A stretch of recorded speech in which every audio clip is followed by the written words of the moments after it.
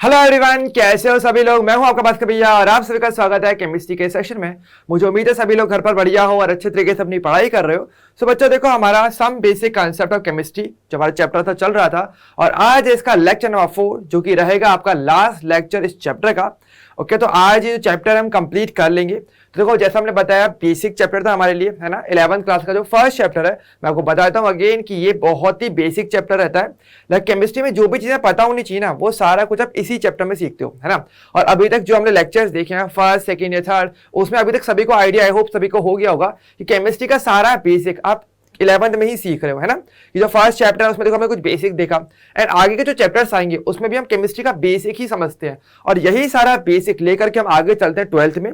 And उसके basis पे फिर आप जेई या नीट जिसकी भी प्रिपरेशन करते हो वो आप अच्छे से अपना एग्जाम देते हो और क्रैक करके आईआईटी या एमबीबीएस के कॉलेज आपको मिलते हैं। तो ध्यान रखना, 11th अच्छे से करना है। सीरियसली सजेस्ट किया 11 सभी लोग अच्छे से करना, पूरी मेहनत करना 11 में। देखो 11 जितनी अच्छी चलेगी ना, उतना ही मजा आपके 12th में आएगा।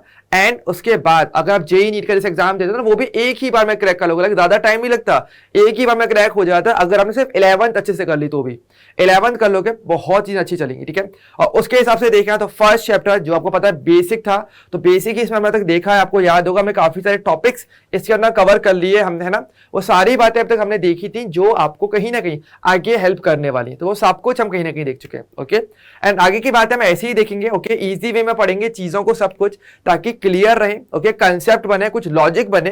ओके, ज्यादातर एग्जाम में जरूरी नहीं कि केवल थियोरेटिकल क्वेश्चन है, लॉजिकल क्वेश्चन भी आ जाए तो भी आप उसको अच्छे से कर लो। ओके, तो लॉजिक के साथ एक कंसेप्ट के साथ पढ़ना है और आपको स्टार्टिंग से लेकर लास्ट तक पूरी वीडियो बस देख लेनी है। एंड जो होमवर्क आपको मिलता है वीडियो के डिस्क्रिप्शन में, वो आपको जरूर कर लेना है अच्छे से। ओके भैया ना, जितना प्रैक्टिस करोगे उतने अच्छे कंसेप्ट बनेंगे, सिंपल चीज है। अगर कोई मेरे से पूछता है ना कि भैया कंसेप्ट अच्छे कैसे बनते हैं, सिर्फ एक तरीका है, थ्योरी पढ़ ली, ठीक है। थ्योरी पढ़ने के बाद बस क्वेश्चंस और कर लो, सेम डे कर लेना।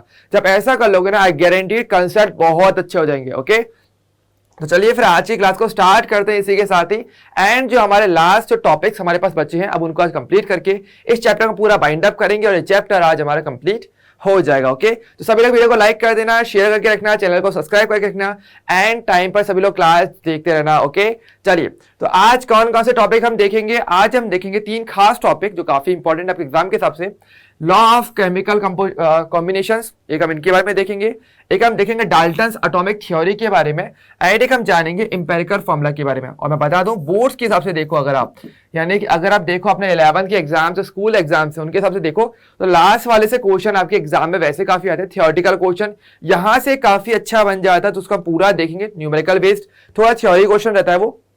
एंड इसके अलावा जो स्टार्टिंग के 2 टॉपिक्स हैं, ये कुछ ऐसे टॉपिक्स हैं जो आप मान लो कि केमिस्ट्री की एकदम शुरुआत से में दिए गए, काफी इंपॉर्टेंट है। यानी केमिस्ट्री समझनी हो तो अगर आपको समझना है केमिकल रिएक्शंस के बारे में या आपके एटम्स या मॉलिक्यूल्स के बारे में, तो स्टार्टिंग के 2 टॉपिक काफी ज्यादा हेल्पफुल रहते हैं उसके लिए। तो ये काफी स्टार्टिंग में दिए गए थे जब केमिस्ट्री की शुरुआत हो रही थी, लाइक उस टाइम से टॉपिक्स आए और इनको हम आज देखेंगे, केमिस्ट्री को थोड़ा और अच्छा करेंगे। ओके, चलिए तो आज हम देखो कैसे शुरुआत करेंगे। हम शुरुआत करेंगे अपना how much we know about reactions. तो देखो अगर बात करें रिएक्शंस, तो देखो लास्ट क्लास में हमने कहीं ना कहीं स्टोइकियोमेट्री, लिमिटिंग रिएजेंट, इन सब के बारे में हमने जाना था और उस टाइम पे हमने रिएक्शंस के बारे में बात की थी, है ना। तो रिएक्शन के बारे में आप कितना जान गए अभी तक। देखो हम ये जानते हैं कि हमारे पास कुछ सब्सटेंस होते हैं जो आपस में कुछ ना कुछ उनमें रिएक्शन कुछ होता है एंड वो अपना प्रोडक्ट को बनाते हैं। इस टाइप से हमने बात की थी। हमने ये बोला था ना, जैसे कि मैंने एग्जाम्पल दिया था, जैसे कि मान लो आपके पास क्या हो, एक पेपर हो, ठीक है।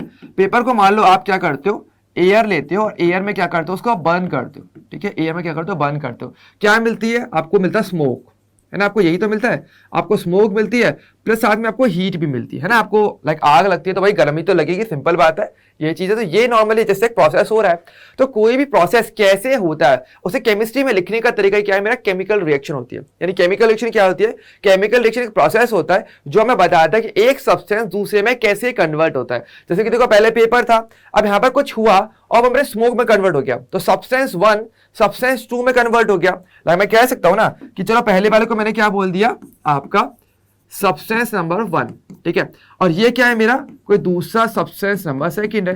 यानी एक सब्सटेंस को दूसरे सब्सटेंस में बदलने का जो तरीका, जो प्रोसेस है, उसी को क्या बोलते हैं, केमिकल रिएक्शन कहते हो, है ना। यही तो है। और केमिस्ट्री में क्या करते हैं, हम इसी केमिकल रिएक्शन को हम लिखते हैं और थोड़े सिंबल्स के तौर पे लिखते हो, ये हम जानते हैं, है ना। यानी जैसे पेपर है, पेपर के अंदर देखो मोस्टली क्या होता है, मेरे पास होता है कार्बन। जिसको आप C से रिप्रेजेंट करते हो।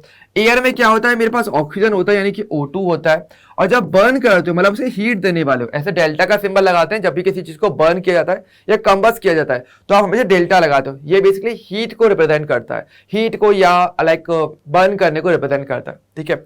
और क्या मिलता है आपको, स्मोक यानी कि CO2 आपको मिलता है, और प्लस आपको हीट अलग से मिल जाती है ना। तो ये क्या है, ये मेरा एक केमिकल रिएक्शन हो गया, ये क्या है मेरा एक केमिकल रिएक्शन, है ना। तो ये हमने कहीं ना कहीं लास्ट सेक्शन में हमने देखा भी था कि केमिकल रिएक्शन होती क्या है ना, कैसे लिखा जाता है कि हमारे पास एक सब्सटेंस दूसरे सब्सटेंस में कन्वर्ट होता है। ये प्रोसेस मेरा केमिकल रिएक्शन कहलाता है। जो सब्सटेंस आपस में रिएक्शन करते हैं उसको आप बोलते हो क्या, सबस्ट्रेट। सबस्ट्रेट या तो आप रिएक्टेंट बोलते हो, रिएक्टेंट जो कि क्या करता है, रिएक्शन करता है, और जो बनता है, ठीक है, जो भी प्रोडक्ट आपका जो ऑब्जेक्ट आपका बनता है उसको आप प्रोडक्ट कहते हो, है ना, इसको क्या बोलते हैं, प्रोडक्ट। तो ये वाली बात थी जो हमने कहीं ना कहीं करी थी लास्ट लेक्चर के अंदर, जैसे कि हमने शुरुआत की थी रिएक्शंस के बारे में समझना। केमिस्ट्री के अंदर देखो क्या है, रिएक्शंस ही आने वाली है, सब कुछ तो वही है, केमिस्ट्री यानी केमिकल रिएक्शन, सीधी सीधी चीज है। और कहीं ना कुछ प्रोसेस होता है और वो कैसे हो रहा है ये समझा रहे, तो क्या है मेरा केमिस्ट्री का मेन पर्पस रहता है ना। साइंस का काम क्या है, मैंने आपको बताया था पहली क्लास में, मैंने आपको बताया था साइंस का मेन टारगेट क्या होता है नेचर में जो भी प्रोसेस होते हैं उन सबको समझना, वो क्यों हो रहे हैं, कैसे हो रहे हैं, क्या उनके पीछे बिहाइंड द स्टोरी चल रही है, वो सब पता करना ही हमारा साइंस का मेन पर्पस है। और केमिस्ट्री जिसके अंदर मुझे इन प्रोसेस को समझाने में काफी हेल्प करता है। तो बात करें, देखो तो ये प्रोसेस जैसे हमारे पास हुआ, ठीक है। अब इस प्रोसेस को अगर देखें तो साइंटिस्ट ने सुलझाना शुरू किया कि कैसे कैसे हमें केमिकल रिएक्शन को लिख रहे हैं। लाइक यहाँ पे कार्बन ही क्यों आया, यहाँ पर ऑक्सीजन ही क्यों आया, कोई और चीज क्यों नहीं आई, यहाँ पर मैं एक ही कार्बन क्यों ले रहा हूँ, यहाँ पर एक ऑक्सीजन क्यों लिया मैंने, मतलब 2 O2 है ना, तो O2 तो मैंने एक ही लिया ना, एक मॉलिक्यूल लिया O2 का, तो ये क्यों लिया मैंने, 5 क्यों नहीं लिए। या यहाँ पर CO2 बन रहा है तो मेरे पास 10 CO2 क्यों नहीं बन रहा है, केवल मुझे एक CO2 का मॉलिक्यूल क्यों बन रहा है। तो इन सब के बारे में जानना कि लाइक रिएक्शन कैसे लिखी जाती है, किस तरीके से आप इस रिएक्शन को डिफाइन करते हो, इसके लिए कहते हैं साइंटिस्ट सोच रहे थे अपने टाइम पे कि हाँ भाई कैसे करें, ये ऐसा क्यों चल रहा है, कुछ और क्यों नहीं, या हमने यहाँ पे कुछ और चीज क्यों नहीं लिखी, कोई और एलिमेंट भी तो लिख सकते थे यहाँ पे, आप यहाँ पे मैग्नीशियम, सोडियम, पोटेशियम भी तो लिख सकते थे, वो हमने क्यों नहीं लिखा। तो इसके लिए क्या था, कुछ लॉज सजेस्ट किए गए थे जिनको आप बोलते हो क्या, जिनको आप बोलते हो लॉज ऑफ केमिकल कॉम्बिनेशंस।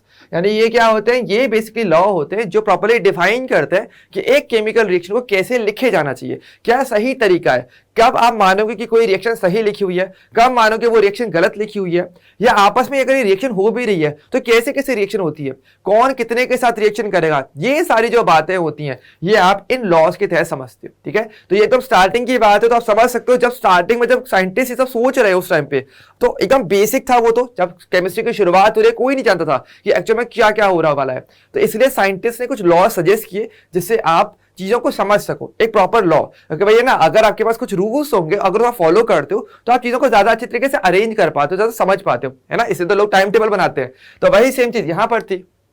तो ये यहाँ पे लिखा है, तो क्या लिखा है हमारे लॉस, एक बार थोड़ा देख लेते हैं। इन्होंने बोला था the combination of elements to form a compound is governed by the 5 basic law. तो हमारे पास जैसे आप जानते हो, जैसे अभी मैंने जो रिएक्शन लिखी, कार्बन था, ऑक्सीजन था, ये सब क्या मेरे एलिमेंट्स थे, एलिमेंट्स से रिएक्शन करा मेरा कंपाउंड बना है, CO2 मेरा क्या है, कंपाउंड है, ठीक है।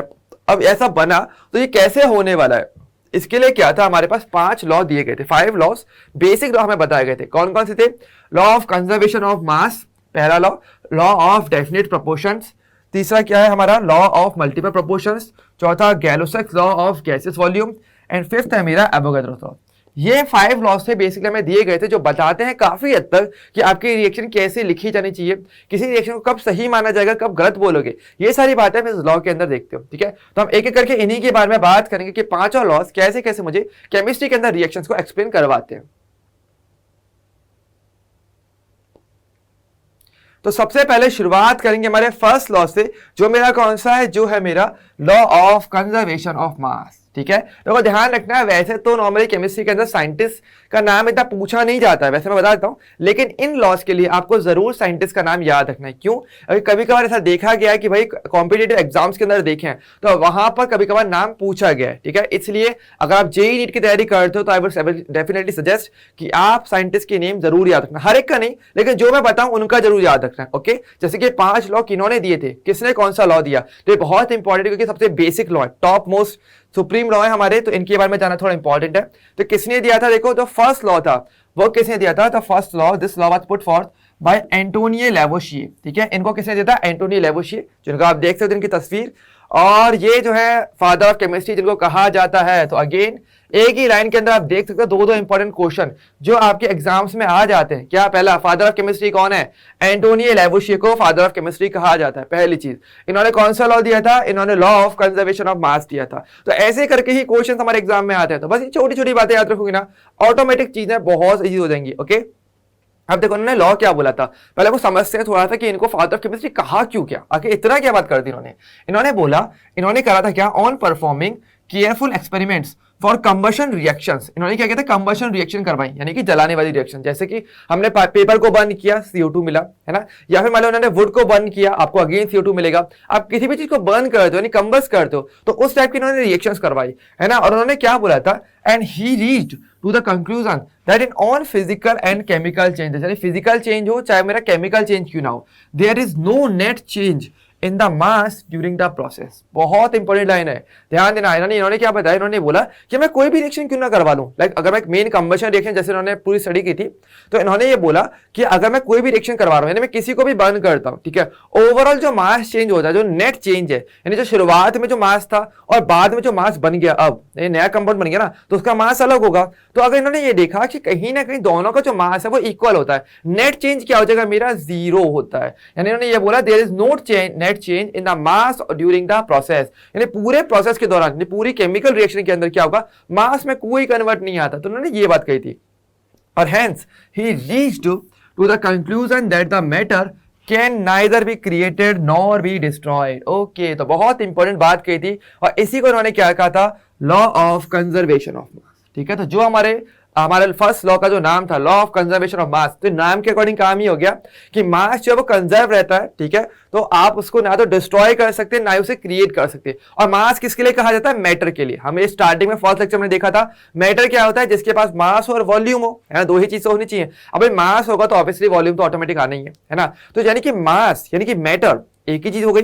तो यानी मीनिंग ये निकलता है कि आप मास को या फिर बोलो मैटर को ना तो क्रिएट कर सकते हो ना ही डिस्ट्रॉय कर सकते हो। ये चीज थी जो इन्होंने कही थी अपने लॉ ऑफ कंजर्वेशन ऑफ मास के अंदर। ओके, तो ये वाली बात यहां पर आती है, क्लियर सभी को? इसीलिए इनको बोला जाता है। देखो इन्होंने सबसे पहला बताया था एक तरीके से कि रिएक्शन कैसी होनी चाहिए। ठीक है, कोई भी रिएक्शन लिखो उसमें हमेशा मास कंजर्व रहता है। जैसे कि देखो थोड़ा सा एग्जांपल से मैं समझाता हूं। जैसे कि आपने एक एग्जांपल जो मैंने देखा था, फर्स्ट एग्जांपल, ठीक है, एग्जांपल थोड़ा समझते हैं कि आखिर मास से मीनिंग क्या निकल रहा है। ठीक है, जैसे कि आप ये देखते हो ना, नॉर्मली कार्बन प्लस O2 आप CO2 बनाते हो, तो आप देखोगे कि ये वाली बात पूरी तरीके से सही है। ठीक है, क्योंकि अगर मान लो मैं हर एक का मास पूछता आपसे, है ना, एटॉमिक मास पे चलो चलते हैं, आपको हर एक का एटॉमिक मास में ऑलरेडी बता चुका हूं किसका क्या मास है, वो ट्रिक आप जानते हो, है ना।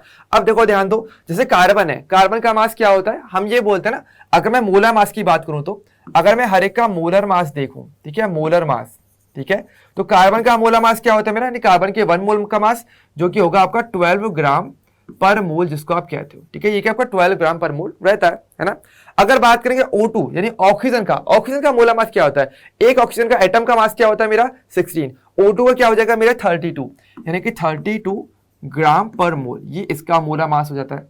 अगर मैं बोलूं CO2 का क्या होता है, तो आप क्या बोलोगे? आप बोलते हो CO2 का 44 ग्राम पर मोल होता है। ये हम जानते हैं ना कि मोलर मास कैसे निकालते हैं, ये सब हम जानते हैं, है ना। आराम से हमने मोल का असर में देख लिया था कि एटॉमिक मास और एटॉमिक मास है, फिर आप मोलर मास में कैसे उसे कन्वर्ट करते हो वो आपको पता ही है, ये हम बता चुके हैं, है ना। अब देखो आप ये देखते हो कि स्टार्टिंग के टाइप यानी रिएक्टेंट की साइड अगर मैं देखूं, तो देखो ध्यान दो, अगर मैं देखूं रिएक्टेंट साइड, ठीक है, तो रिएक्टेंट्स का अगर मैं देखूं तो यहां पर टोटल मास कितना आ गया? अगर मैं काउंट करूं तो कितना आ रहा है? आपको दिख रहा होगा 12 प्लस 32, यानी मैं सभी को ऐड कर दूंगा तो मुझे टोटल मास मिल जाएगा। क्या हो जाएगा? 44 ही आया, है ना, 44। और यहां पर भी देखो जो प्रोडक्ट का जो मास है वो भी 44 है। तो उन्होंने यही बोला कि कोई भी रिएक्शन अगर होती है तो ओवरऑल जो मास है तो वो कंजर्व रहता है, यानी टोटल रिएक्टेंट का mass is equal to total product का मास। तो ये स्टेटमेंट इन्होंने कहीं ना कहीं कहा था।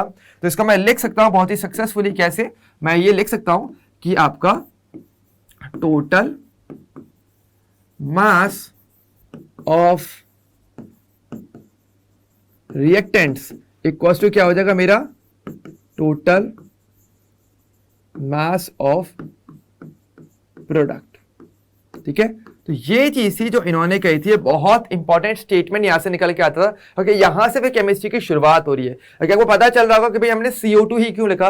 अगर मान लो यहाँ पे ज्यादा CO2 बन जाते तो ऐसे में क्या होता, मास आपका कंजर्व नहीं रहता, है ना, सिंपल बात है। अगर मान लो यहाँ पे एक कार्बन की जगह में यहाँ पे 2 कार्बन लेता तो ओवरऑल आप ये देखते कि भाई यहाँ तो बिल्कुल इक्वल आता ही ना, अलग वैल्यू निकल के आती, तो मास कंजर्व नहीं रह पाता, मतलब रिएक्शन सही नहीं मानी जाती। तो वही चीज है, तो यही क्या है आपका लॉ ऑफ कंजर्वेशन ऑफ मास, जो ये बोलता है कि टोटल मास जो होता है रिएक्टेंट का और टोटल मास जो प्रोडक्ट का होता है वो हमेशा इक्वल रहता है। तो ये चीज थी जो इन्होंने कही थी, जो सबसे फर्स्ट लॉ दिया गया था अपने टाइम पे, तो काफी इंपॉर्टेंट था। और इन्होंने केमिस्ट्री की रिएक्शंस को बताने के लिए काफी अच्छे से एक एक्सप्लेनेशन दिया था, इसलिए इनको फादर ऑफ केमिस्ट्री कहा भी जाता है। ओके, तो लॉ ऑफ कंजर्वेशन ऑफ मास काफी इंपॉर्टेंट रहता है हिसाब से हमारे लिए, है ना।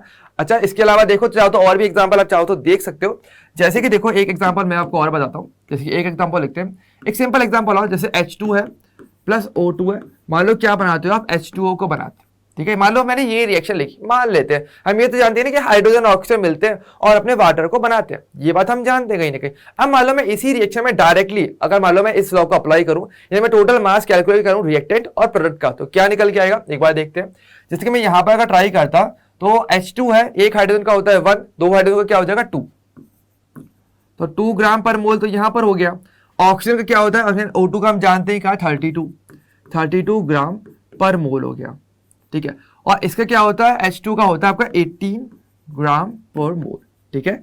ट्राई करना, ये मत सोचना ये कैसे नंबर्स आ रहे हैं। ओके, ये मैंने बताया मोलर मास कैसे निकालते हैं ना, एटम्स के लिए कैसे निकालते हो, अगर मॉलिक्यूल का निकालना है तो एटम वाले को उसी के साथ ऐड करते हो, चलो नंबर के साथ, तो आपको ये भी मिल जाएगा, ठीक है, आराम से हो जाएगा।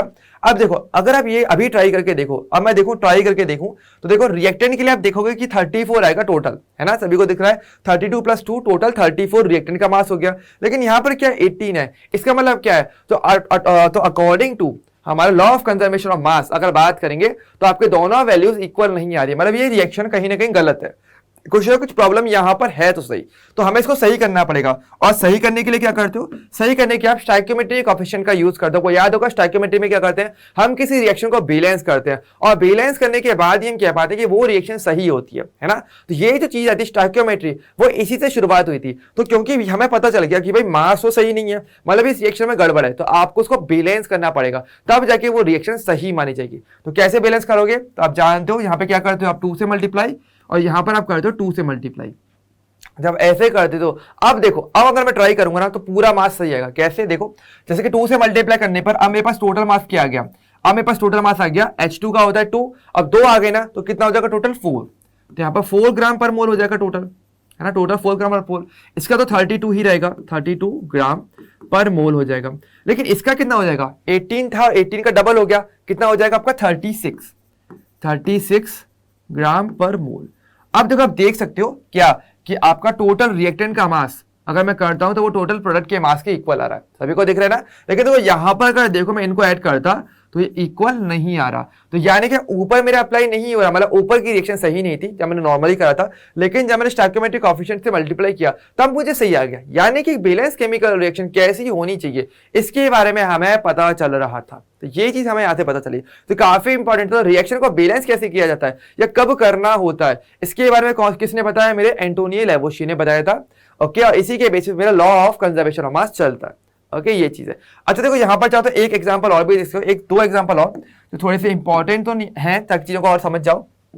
देखो जैसे कि मान लो इसका मतलब क्या है, इन्होंने ये बोला था ना कि आप मास को डिस्ट्रॉय नहीं कर सकते ना ही क्रिएट कर सकते, ये था इन्होंने बोला था। तो यानी कि वो बैलेंस तो रहता ही है, तो यानी कि ये भी हो गया। जैसे कि मान लो एग्जांपल दूं मैं आपको, जैसे कार्बन है प्लस O2 है, मान लो वो आपका CO2 बना रहा है और साथ में मैं यहाँ पे लिख दूं क्या आपका मैग्नीशियम, ठीक है, मान लो मैंने ये लिख दिया, तो क्या आप इसको सही मानोगे, क्या ये केमिकल रिएक्शन जो मैंने यहां पर लिखी है क्या इसको सही माना जाएगा। तो आप सभी लोग ये कहोगे कि यार भैया ये जो रिएक्शन है ये सही नहीं लग रही, क्यों नहीं लगेगी, क्योंकि आप ये कहोगे कि यार वहां पे कार्बन था O2 था, उन्होंने रिएक्शन करा ना तो CO2 बनाया, चलो समझ में भी आता है क्योंकि कार्बन ऑक्सीजन उसमें आ गया, ठीक है। लेकिन मैग्नीशियम कहां से आया, मैग्नीशियम तो होने नहीं चाहिए, और बिल्कुल सही बात है क्योंकि आपने क्या किया, देखो इस रिएक्शन में क्या हुआ, मेरे पास मैग्नीशियम था नहीं, मैंने मतलब जो शुरुआत में लिया ही नहीं, वो बन कैसे जाएगा, है ना। तो जो रिएक्टेंट में ही नहीं था वो प्रोडक्ट साइड में हो ही नहीं सकता, पॉसिबिलिटी नहीं है। तो यानी मैंने खुद से यहाँ पे अलग से मैग्नीशियम को ऐड कर दिया, तो यानी कि मैंने क्या किया, खुद से ही एक एलिमेंट को यानी एक मैटर को क्रिएट कर दिया है रिएक्शन के अंदर, ये नहीं हो सकता। यानी आप ऐसे नहीं कर सकते कि आपने कार्बन ऑक्सीजन की रिएक्शन करवा दी और आपने मैग्नीशियम बना दिया साथ में, ये हो ही नहीं सकता। क्या बोला देखो, रिएक्टेंट क्या हमारा लॉ क्या बोलता है, लॉ ये बोलता है ना कि आप किसी भी मैटर को खुद से क्रिएट नहीं कर सकते, ना ही डिस्ट्रॉय कर सकते, है ना। तो यानी कि अगर मैं बोलूं कि इसके अंदर मैंने मैग्नीशियम बना दिया तो ऐसा हो ही नहीं सकता। जो चीज रिएक्टेंट होंगे वही आपके कहीं ना कहीं सिमिलर एलिमेंट मिलकर प्रोडक्ट को बनाएंगे, ठीक है। लेकिन अचानक से कुछ भी नहीं मरेगा। तो ये वाली बात काफी इंपॉर्टेंट थी, क्योंकि कई बार क्या होता लोग कहते हैं ना कि जैसे सोना बना दिया, ऐसा ना आपको याद होगा पुराने टाइम पे ऐसे बहुत सारे चीजें बहुत चलती थी कि सोन आप कुछ भी होता था उसको आप सोने में बदल रहे थे, ऐसे एक्सपेरिमेंट बहुत सारे चल रहे थे। तो वो सारे फेक एक्सपेरिमेंट थे। तो यानी कि जैसे होता है कि आपने काफी सारी कहानियां भी सुनी होंगी, स्टोरीज आपने सुनी होंगी कि यार जैसे कोई आदमी था वो जिसको भी टच करता था वो सोने का बदल जाता। अब गोल्ड अचानक से थोड़ी बन सकता है, सिंपल चीज है, गोल्ड बन ही नहीं सकता।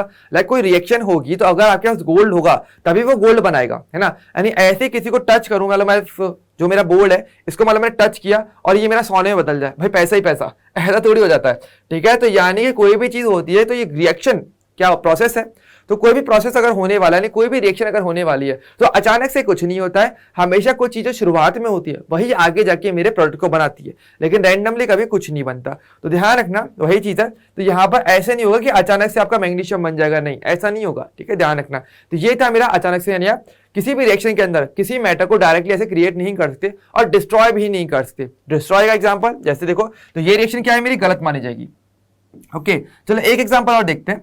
मान लो मैंने ये करता हूं क्या कि मैंने लिया H2 प्लस मैंने O2 लिया और मान लो मैंने क्या बना लिया, या चलो मैंने ये करा कि H2O2, चलो दूसरा एग्जांपल लेते हैं।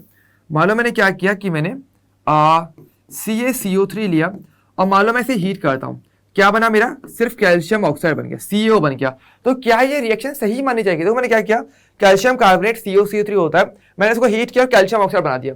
तो क्या ये रिएक्शन आप सही मानोगे? लाइक अगर सोचो तो क्या ये रिएक्शन सही मानी जाएगी? अब देखो रिएक्टेंट साइड में क्या है, मेरे पास कैल्शियम है, कार्बन और ऑक्सीजन है, लेकिन राइट साइड में क्या है, मेरे पास केवल कैल्शियम और ऑक्सीजन। लेकिन कार्बन कहाँ गया, कार्बन तो गायब हो गया ना, यानी कार्बन को मैंने बीच रिएक्शन में ही डिस्ट्रॉय कर दिया। ये चीज नहीं हो सकती, क्योंकि यहां पर कहीं ना कहीं मेरे पास क्या होना चाहिए था, प्लस में CO2 होना चाहिए था, लेकिन मैंने ये चीज लिखी ही नहीं यहाँ पे, तो मैंने पूरे एलिमेंट को डिस्ट्रॉय कर दिया, पूरा गायब कर दिया। तो ये भी नहीं हो सकता।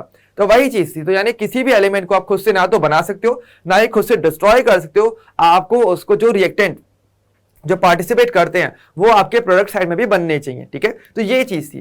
तो इसी बेसिस पे क्या बोला गया, law of conservation of mass, यानी mass of total reactant equal to mass of total product, ठीक है। ये चीज यहां पर आती है। तो काफी इंपॉर्टेंट रहता है आपके लिए ये जो लॉ था, काफी इंपॉर्टेंट रहता है। First law father of chemistry Antonio Lavoisier ने जो दिया था, तो काफी इंपॉर्टेंट लॉ हमारे लिए रह जाता है। ओके क्लियर सभी को?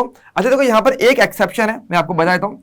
अब ये वाला पार्ट वैसे नॉर्मली आपके बुक में था, अब एक एक्सेप्शन जो बुक में नॉर्मली आपको देखने को भी नहीं मिलेगा, फर्दर आगे जैसे पढ़ोगे वहां पर आएगा कि यहाँ पर एक एक्सेप्शन अब तक आ चुका है। कौन सा एक्सेप्शन है? क्योंकि देखो आप जानते हो ना, मैं मानता हूँ ये लॉ सही था, काफी स्टार्टिंग में दिया गया, लेकिन आज के टाइम पे मॉडर्न टाइम पे काफी सारी चीजें इन्वेंट हुई है, काफी सारी नई रिएक्शन देखने को मिली थी। तो एक रिएक्शन थी जिसमें ये लॉ अप्लाई नहीं हो पा रहा था। कौन सा वो रिएक्शन? तो यहाँ पर ध्यान रखना, इसकी जो ड्रॉबैक रहती है, इसकी ड्रॉबैक क्या है? इसकी ड्रॉबैक है मेरी न्यूक्लियर रिएक्शन,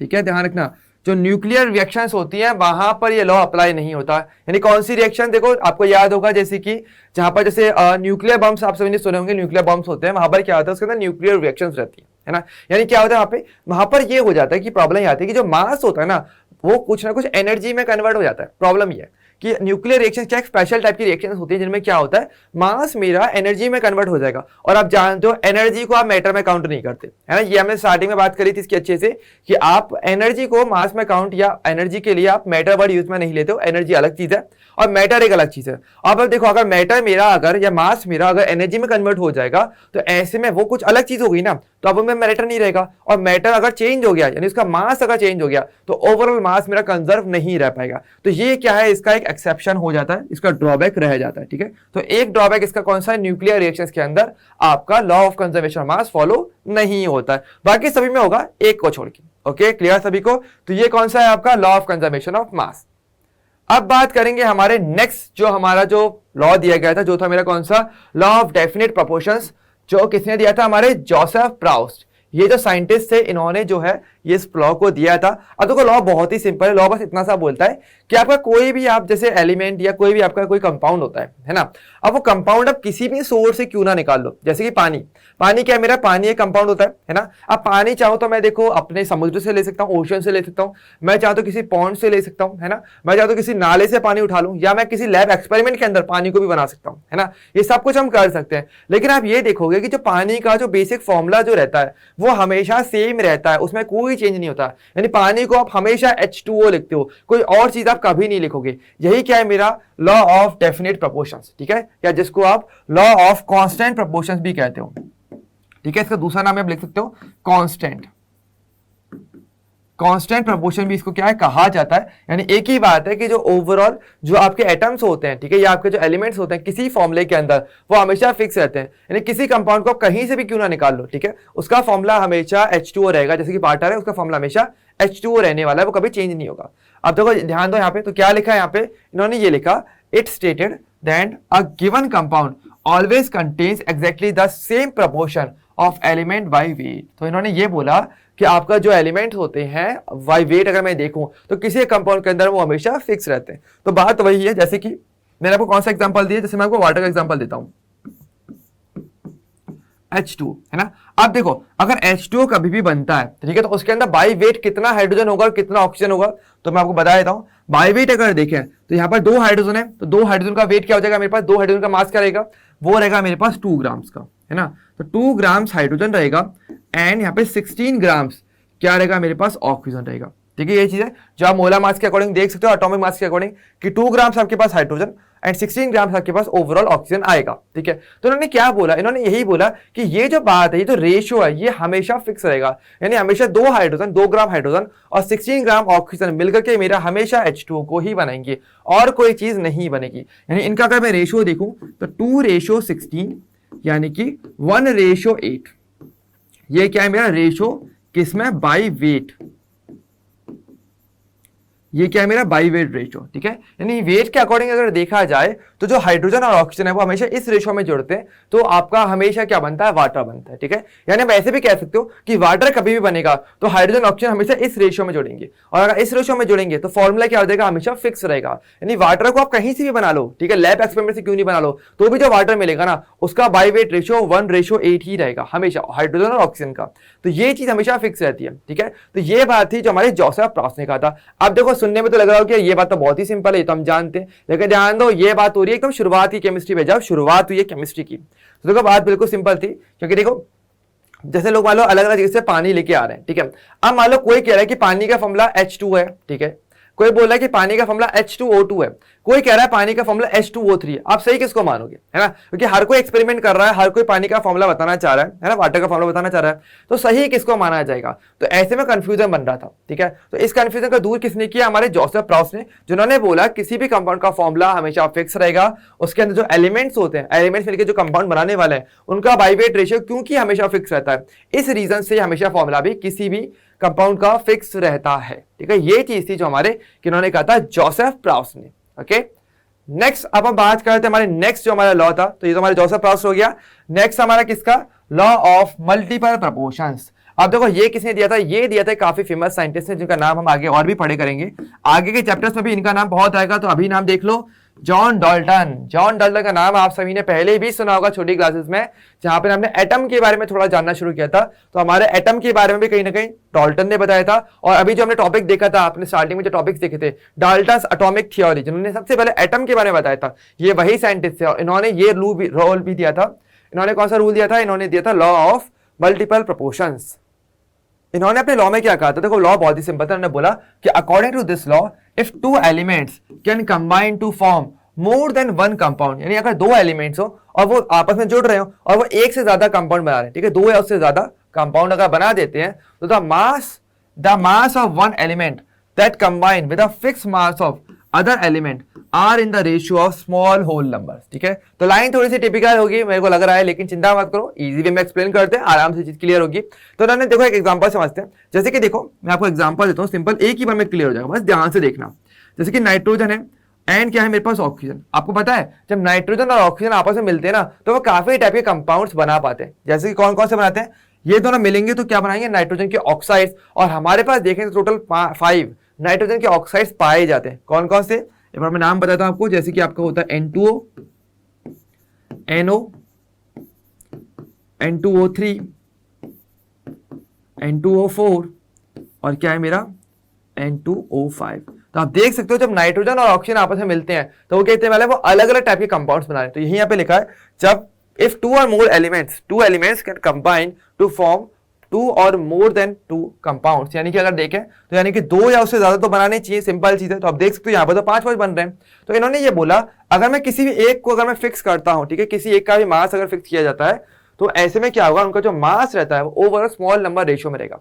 यानी उन्होंने क्या बोला कि ये जो एलिमेंट्स सब आपस में अगर मिलते हैं ना कभी भी, तो हमेशा ध्यान रखना है ये हमेशा स्मॉल होल नंबर रेशियो के फॉर्म में प्रेजेंट रहेंगे। कैसे, जैसे देखो अगर मैं इनका रेशियो देखूं तो N2 में देखो नाइट्रोजन ऑक्सीजन का रेशियो क्या होगा, नाइट्रोजन तो 2 है और ऑक्सीजन क्या है मेरे पास 1, तो ये क्या हो जाएगा, इनका रेशियो हो जाएगा कि ये 2 है और ये मेरा 1 है, ऐसे रिएक्शन हो रही है। यहाँ पर देखो क्या है, दोनों मेरे 1:1 में, और यहाँ पर नाइट्रोजन ऑक्सीजन में किस रेशियो में, 2:3 में, 2:3 में। यहाँ पर क्या है मेरा 2:4 है, ठीक है, और यहां पर क्या है मेरा 2:5।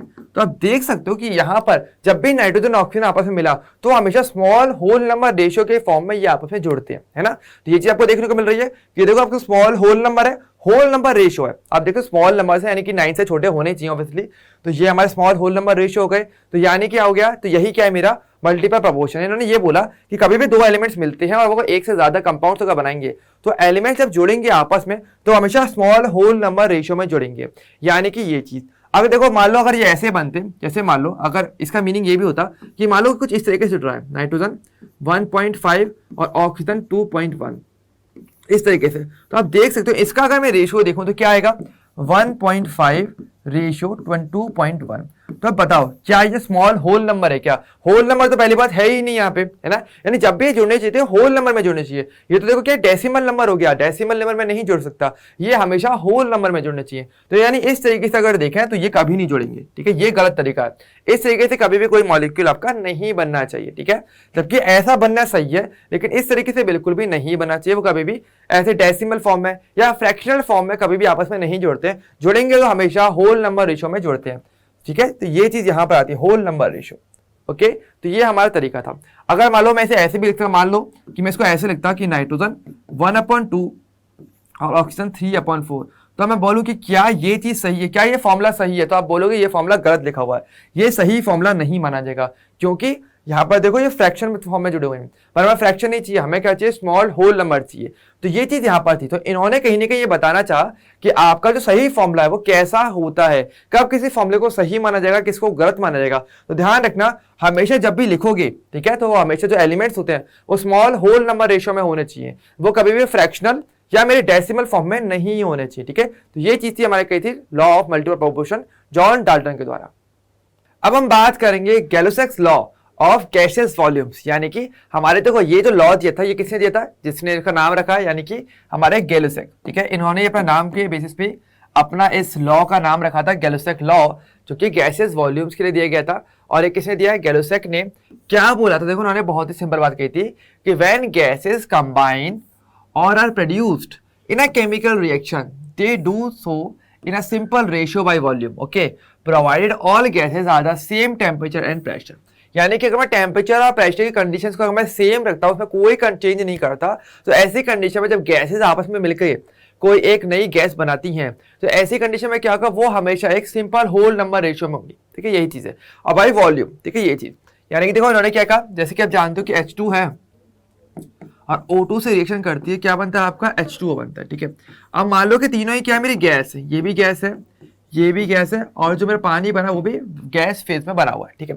तो देखो आप जानते हो कि इसकी बैलेंस रिएक्शन कुछ ऐसे हो जाती है इस तरीके से, ये क्या इसकी बैलेंस रिएक्शन है ना। अब तो स्टोइकियोमेट्री आप जानते हो ना, सभी को स्टोइकियोमेट्री सभी को पता ही है। स्टोइकियोमेट्री में क्या बोलते थे हम, यही तो कहते हैं कि आपकी जो रिएक्शंस हो रही है वो हमेशा एक पर्टिकुलर स्टोइकियो में चलते हैं। आपका जो फर्स्ट नंबर होता है इनमें जो स्टोइकियोमेट्रिक कोएफिशिएंट है वो मुझे बताता है कि भाई कौन कितने रेस्पिरेट में रिएक्शन करेगा, कौन किसके कितने साथ रिएक्शन करेगा और कितना आपका बनना चाहिए। लाइक ये वाली जो चीज होते हैं स्टोइकियोमेट्री में हम देखते हैं। अब देखो इसका मीनिंग क्या निकलता है, इसका मीनिंग ये निकल रहा है ना कि इसके दो मॉलिक्यूल्स इसके एक मॉलिक्यूल से रिएक्शन करेगा, टू मॉलिक्यूल मेरा H2 बनेगा, जो कि स्टोइकियोमेट्री मुझे सिखाती है ना। तो देखो ध्यान दो, तो ये चीज हमने बताई थी ना स्टोइकियोमेट्री में कि वॉल्यूम के अंदर भी आप चाहो तो डायरेक्टली स्टोइकियोमेट्री लगवा सकते हो, है ना। यानी मैं ये कह सकता हूं कि अगर इसका जैसे मान लो 2 लीटर होता तो इसके कितना लीटर वॉल्यूम आता, 1 लीटर, और इसके 2 लीटर वॉल्यूम हमारा ये बनता है ना। तो यही चीज तो लिखी हुई है कि वॉल्यूम के अंदर भी अगर देखें तो आप डायरेक्टली स्टोइकियोमेट्री अप्लाई कर सकते हो। ये बात थी जो कही थी हमारे गैलोसेक ने, तो आप इसे ऐसे भी कह सकते हो। तो वही सेम बात है, जो स्टोइकियोमेट्री की बातें थी वही यहाँ पे लिखी गई है और कुछ नहीं। तो यहाँ पे यही तो बोला है कि जब गैस कंबाइन होती हैं या एक नई गैस को बनाती हैं किसी केमिकल रिएक्शन में, तो वो हमेशा सिंपल होल नंबर रेशियो में रहती हैं, ठीक है। तो वो हमेशा सिंपल होल रेशियो में रहती हैं जो गैसेस होती हैं, यानी कि आप देख सकते हो इनका रेशियो क्या होगा, जैसे कि 2:1, ठीक है। ये क्या है, 2:1 में आपस में कंबाइन हो रही हैं, और क्या बन रहा है आपका, ये भी 2 में बन रहा है, यानी कि सिंपल होल नंबर में ही, ठीक है। सिंपल होल नंबर के अंदर क्या है, ये गैसेस हमेशा एक दूसरे में कंबाइन होती है बाय वॉल्यूम, ठीक है। वॉल्यूम के अकॉर्डिंग बात करेंगे यहाँ पे, ठीक है। ध्यान रखना, आपको याद होगा मास के अंदर हम स्टोइकियोमेट्री नहीं लगाते, मास को पहले मोल में कन्वर्ट करते हो, उसके बाद स्टोइकियोमेट्री अप्लाई करते हो, लेकिन वॉल्यूम के लिए आप डायरेक्टली कर सकते थे, ओके। तो ये चीज यहाँ पे जो गैलोसेक ने कहा था।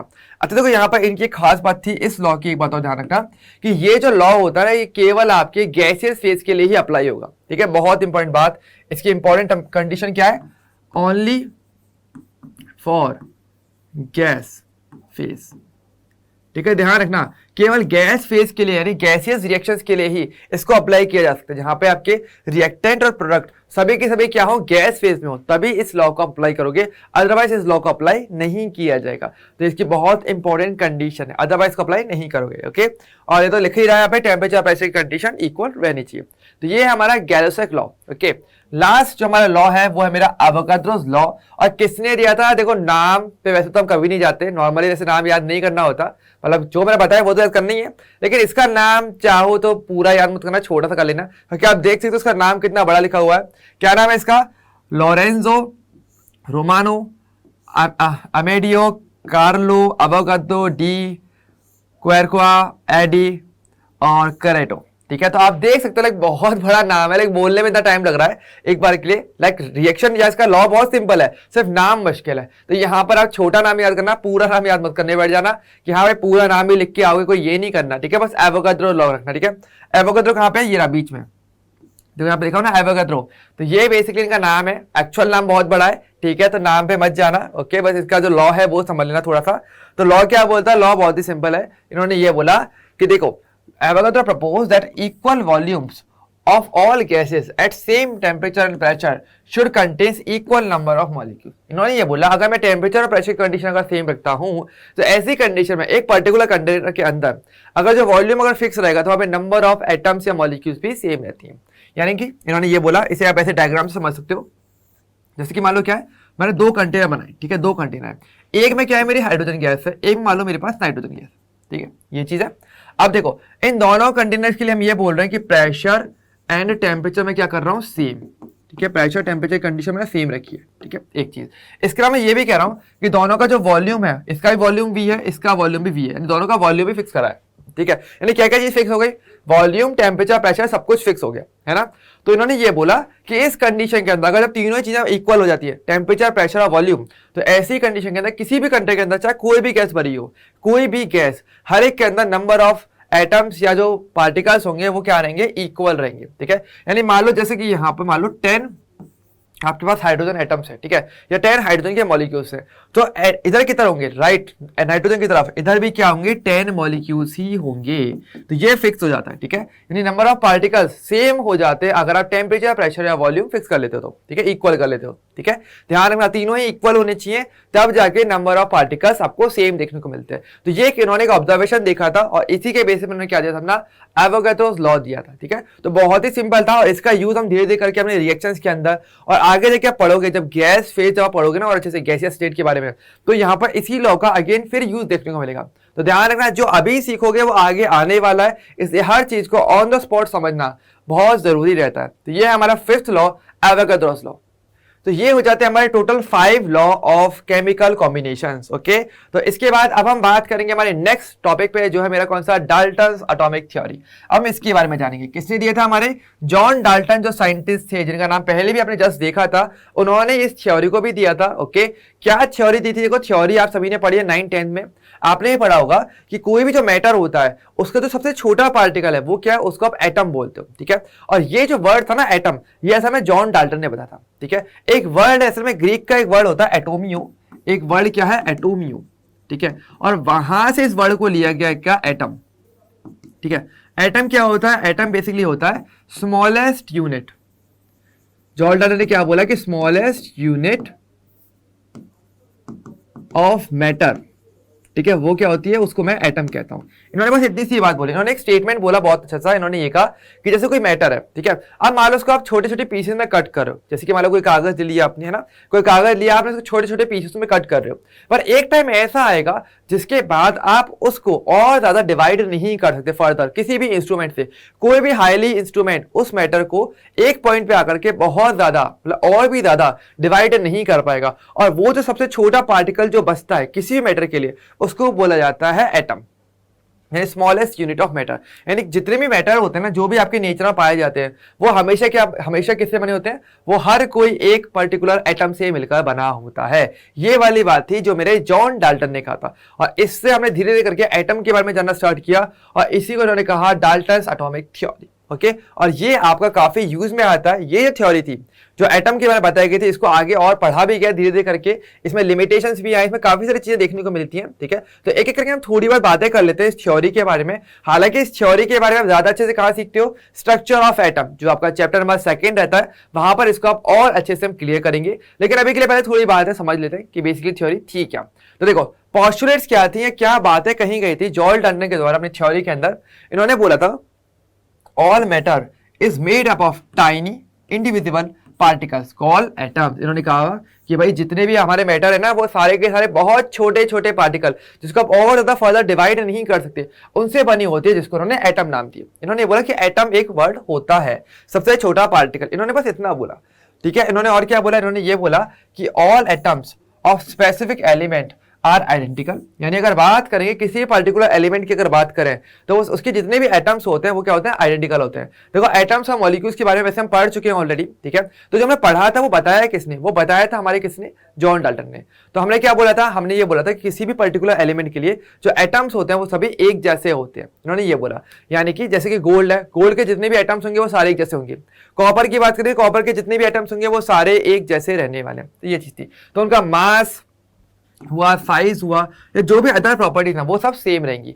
लेकिन बात करेंगे atoms of different elements exhibit different properties and varies in mass and size.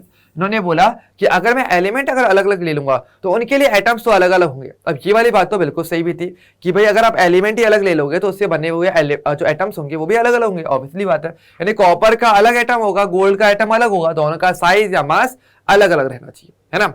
इसके बाद उन्होंने क्या कहा? इन्होंने बोला atom can neither be created nor be destroyed. तो ये सेम बात जैसे कि हमारे लेवोशियर ने कहा था, जो हमारे Antoine Lavoisier, father of chemistry, तो उन्होंने मास ऑफ कंजर्वेशन दिया था, है ना, या कंजर्वेशन ऑफ मास जब होता है, अगर उसकी बात कीजिए, लॉ दिया था, तो उसमें भी तो यही बोला था कि मास को भी आप क्रिएट नहीं कर सकते ना डिस्ट्रॉय कर सकते। क्यों नहीं कर सकते? क्योंकि किसी भी मैटर के अंदर क्या होता है? एटम ही तो होता है। अब एटम को अगर क्रिएट डिस्ट्रॉय नहीं कर पाओगे तो ऐसे में क्या होगा? आपका ओवरऑल मास में भी कोई चेंज नहीं आएगा। तो यही वाली बात यहाँ पर थी। दोनों का रिलेट भी कर सकते हो कि एटम को भी क्या है, आप या तो क्रिएट कर सकते हैं ना डिस्ट्रॉय।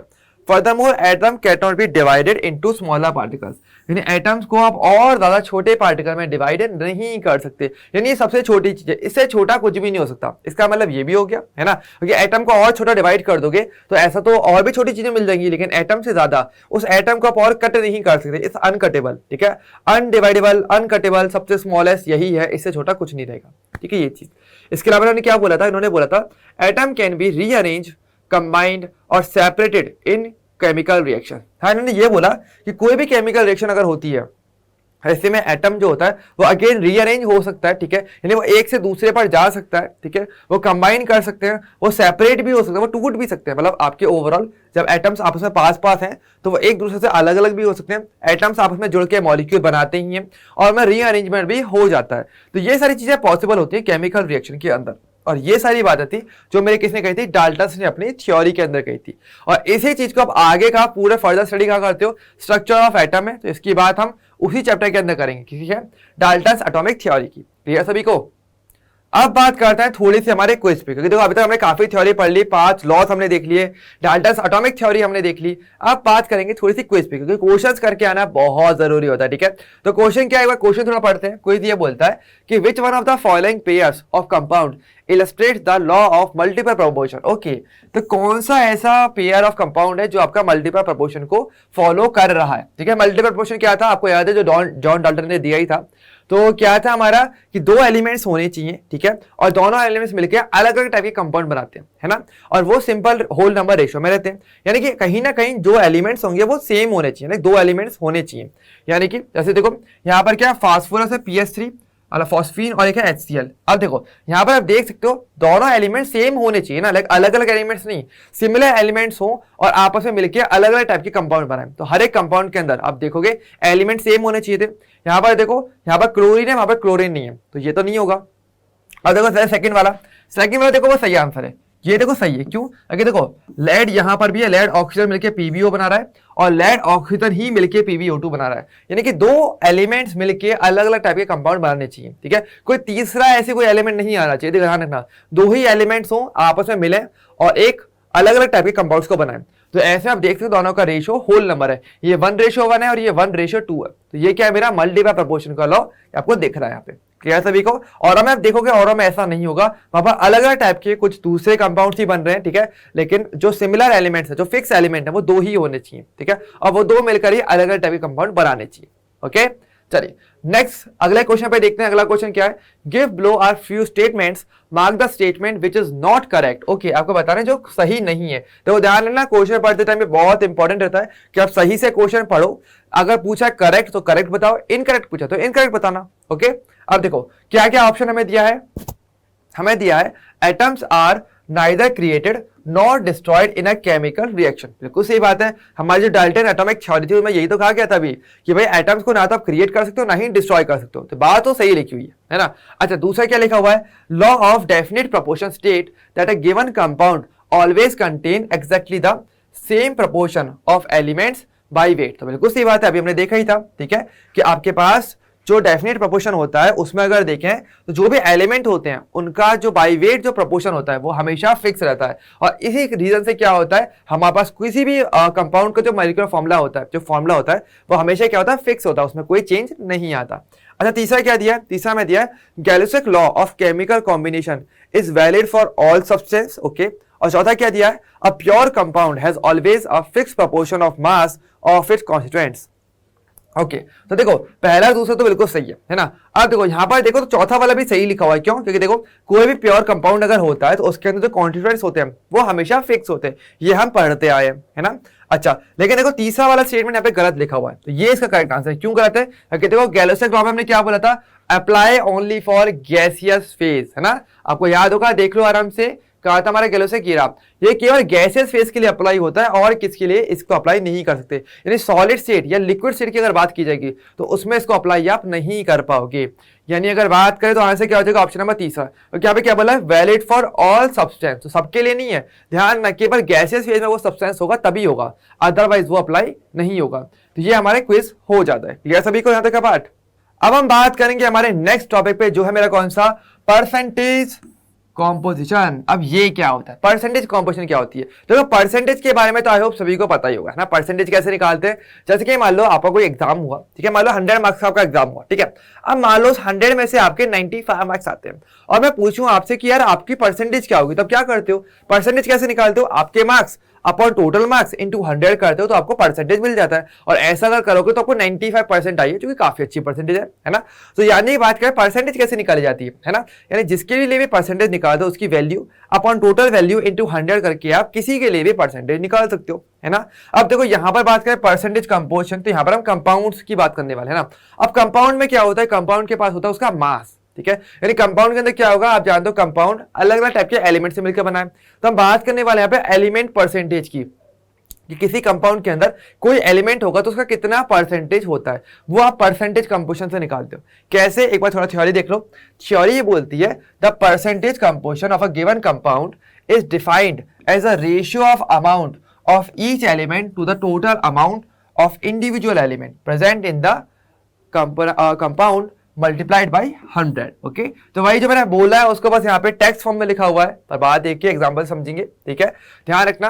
अच्छा, एक बार ध्यान रखो, यहाँ पे इंपॉर्टेंट क्या है, इंपॉर्टेंट ये भी है कि यहाँ पर जब आप मास लेते हो ना, वो हमेशा ग्राम्स में लेते हो। The quantity is measured in terms of grams of each element present, ठीक है, ये चीज। जैसे कि एग्जाम्पल की बात करते हैं, जैसे कि मान लो मैं बोलता हूँ वाटर, ठीक है। अब देखो वाटर यानी कि H2O, यहाँ पर देखो किस किस से मिलकर बना है, मेरे पास हाइड्रोजन है, 2 हाइड्रोजन और 1 ऑक्सीजन से मिलकर के मेरा ये बना हुआ है ना। अब मैं ये पूछता हूँ कि भाई यहाँ पर कितना परसेंट हाइड्रोजन और कितना परसेंट मेरे पास ऑक्सीजन है, तो इसको मैं बोलूंगा परसेंटेज कंपोजिशन, यानी मेरा ओवरऑल जो कंपोजिशन बना है वो जिन एलिमेंट से मिलकर बना है उनकी कितनी परसेंटेज इसके अंदर प्रेजेंट है, ठीक है, ये चीज। अभी पता कैसे करते हैं, हम पता करते हैं अपने मास की मदद से, ठीक है, मास की मदद से। कैसे, देखो अगर बात करें मेरा H2O, तो H2O का मास क्या रहता है मेरा, इसका मास टोटल रहता है आपका 18 ग्राम पर मोल, ठीक है, क्योंकि हम ग्राम्स की बात करने वाले हैं तो मैं मोलर मास की बात करूंगा, तो 18 ग्राम पर मोल रहेगा। 2 हाइड्रोजन है ना, एक हाइड्रोजन का मास कितना रहता है मेरे पास, 1 रहता है, तो 2 का क्या हो जाएगा, 2 ग्राम्स, ये क्या है, 2 ग्राम्स हो जाएगा। और ऑक्सीजन का कितना है, एक ऑक्सीजन है, एक ऑक्सीजन कितना होता है, 16 होता ही है, तो 16 ग्राम।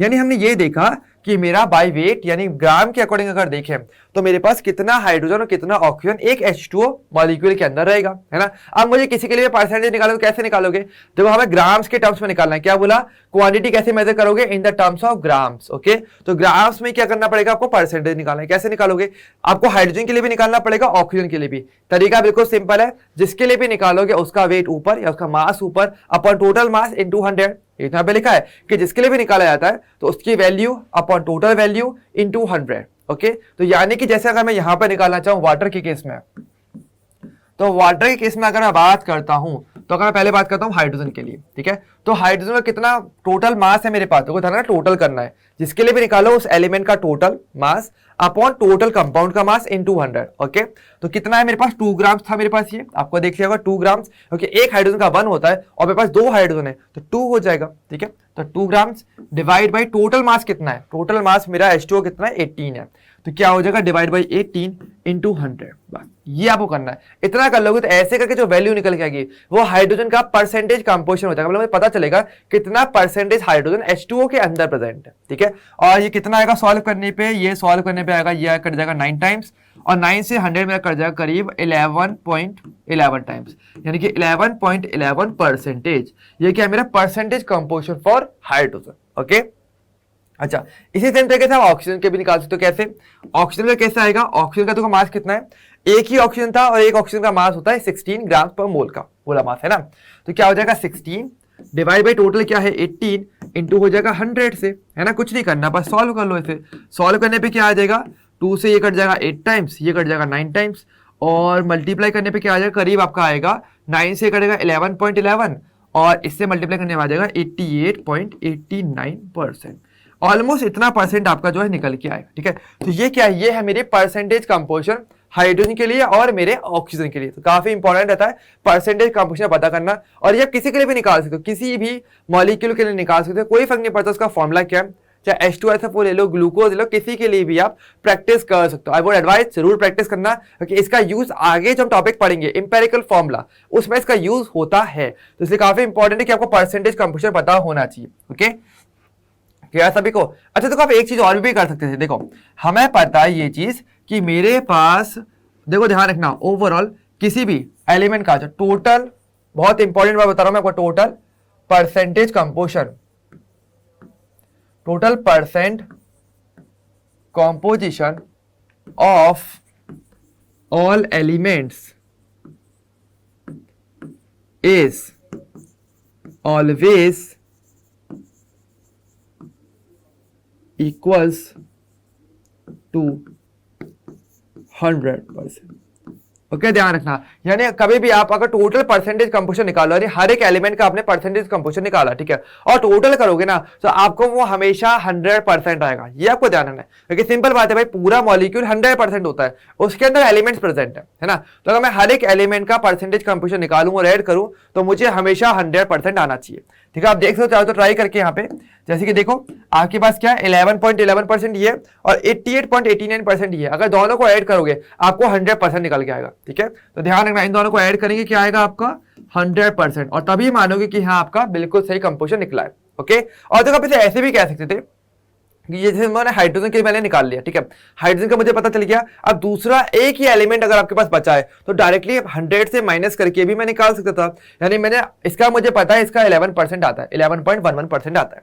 अगर मुझे ऑक्सीजन का निकालना है और एक ही एलिमेंट मेरे पास बचा है तो मैं डायरेक्टली इसको 100 से माइनस करूंगा तो ही मुझे 88.89 मिल जाएगा। तो मुझे अगेन फॉर्मुला लगाने की जरूरत नहीं है, कोई तरीका करने की जरूरत नहीं है, डायरेक्टली कर दूंगा तो भी आपका आंसर निकल के आ जाता है, ठीक है। तो ये आपका परसेंटेज कंपोजिशन होता है। अब हम बात करेंगे हमारे नेक्स्ट टॉपिक पे, जो है मेरा कौन सा, empirical formula and molecular formula. अब देखो ये होते क्या है, पहले थोड़ा वर्ड हम क्लियर कर लेते हैं कि दोनों वर्ड्स का एक्चुअल मीनिंग क्या है, एंड देन फिर हम इससे रिलेटेड जो बहुत अच्छा क्वेश्चन आपके एग्जाम में बनता है उस पर फिर हम डिस्कस करेंगे, ओके। चलो क्या है हमारा एम्पेरिकल फॉर्मूला, देखो ध्यान दो, empirical formula represent the simplest whole number ratio of various atoms present in a compound, okay. ये हमारा एम्पेरिकल फॉर्मूला की डेफिनेशन होती है। मॉलिक्यूलर फॉर्मूला क्या होता है, चलो ये तो सभी को पता ही है, molecular formula shows the exact number of different types of atoms present in a molecule of a compound, okay. नहीं और ऐसा नहीं, पहले एग्जांपल दूंगा मैं, कट प्लीज, हाँ ओके कमलेश भाई साहब कट प्लीज।